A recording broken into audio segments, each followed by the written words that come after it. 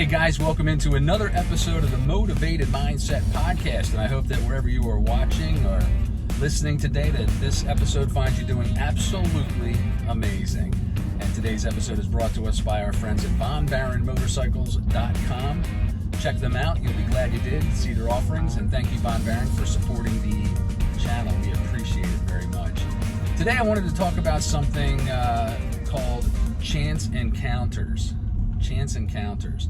Because I had one very fortuitous chance encounter back in 2006, late 06, early 07, when the recession hit.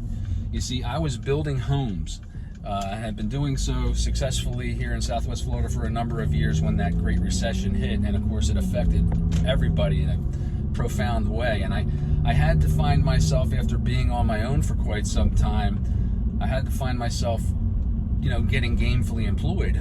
I had a family to support. I had 2 daughters in university, and quite frankly, I was concerned. I was nervous. I was troubled deeply. I did not really know which way to go, and that was troubling. So my youngest daughter suggested to me that I buy a gym. She said, "Dad, you like to work out. Why don't you buy a gym?" I said, "I don't know about that so much." I said, "It might ruin my joy of working out if it's turned into a business." But I did consider it, and I looked around, and some other opportunities that were out there weren't as appealing. So I said, let me investigate that. I went online, I searched it out. Lo and behold, by chance, there was a gym for sale in my former hometown of southern New Jersey, and I flew up. And I will never forget, I went in on a Sunday morning, real incognito-like, to this gym so I could poke around and see what it was all about, and just try and get some information. When I ran into an individual, I saw him from across the room. He was working out on a chest press. He had 4 45-pound plates stacked on either side of this machine, and he was doing reps. He was repetitions. He was just super strong. I came to find out later that he had spent his collegiate career in football at the University of Ohio State. He was a Buckeye when they won the 1985 national championship. And he went on to subsequently have a cup of coffee with the Philadelphia Eagles. So he was strong, and he was going for it. But I introduced myself to him. I was intrigued, and I said, "How you doing?" And we struck up a conversation by where he said, "You're looking to buy this gym, aren't you?" And I said, "Oh, what makes you think that?" "Of course not." He says, "I think you are." And he said, "I might advise you not to." I said, "Well, why is that?" And he said, "Because I've been a member at this particular club for 12 years. He said, "I've watched it kind of go in decline. I've run the numbers because I was considering purchasing it myself, and I decided that it was a losing proposition." So I was kind of deflated in the moment. But he said, "Not for nothing." He said, "I'm the COO of a large moving company, a transportation logistics company, and we just acquired, through acquisition, a fitness equipment installation business." I said, "What the heck's that?" I never heard of such a thing.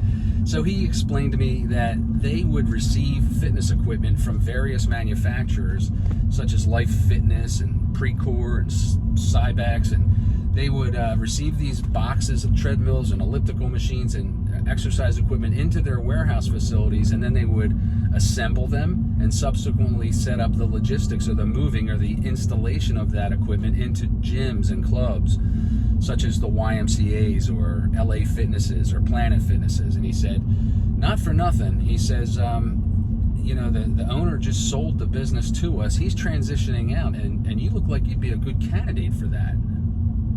I said, "Really?" So he handed me his business card, and I went home and considered it. I flew back to Florida. Well, I called him 3 times because the more I thought about it, the more, and the more desperate I got for employment, I thought this might be a way to go. So 2 weeks later, he called me and contacted, said, "The owner of our company, the moving company, wishes to interview you on my recommendation, and would you be willing to come up and have a conversation?" Of course, I said yes, and I flew up, and I was subsequently hired. And boy, was I in for a whole world of something I never knew about before. But it was for that chance meeting, that chance encounter, that really the opportunity afforded itself. And I would just say this about that. If you are going through an employment troubling employment time. Perhaps you lost your position, you lost your job, they eliminated it. You're going through a relationship that's tumultuous and it's not going well, or you never, you just don't know, your future's uncertain. Do not discount the word or the meeting of one individual. It could change the outcome and the trajectory of your life and your future and your path. I was fortunate enough to meet this individual, and it opened doors for me that have subsequently and continuously opened me up to new relationships, and it's priceless. It really is.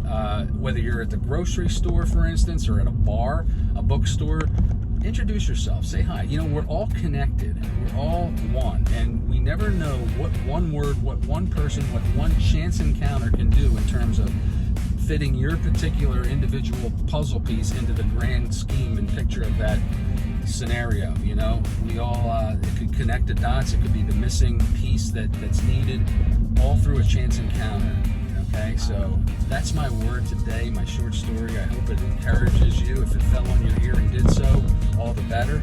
I want to thank you for your eyeballs, and thank you for listening, and until next time, my friends,